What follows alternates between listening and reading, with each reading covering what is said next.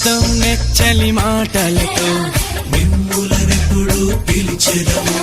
పిరికి మాటలు చెప్పొద్దు, ప్రేయసి అంటూ పిలవండి. గురజాడ కలలు నిజమాయే, మీరే ఆ ప్రతిరూపాలు. తెనుగున మాటలు కరువైతే ఫ్రెంచి భాషలో పొగడండి. అప్సరసలారా మా జీవిత గమ్యం మీరేలే. అందని అందం అస్కావా, సరసాలాడగా వస్తావా? అలా నింగిలో రాజహంసలై తేలిపోదాం మనము, వస్తావా?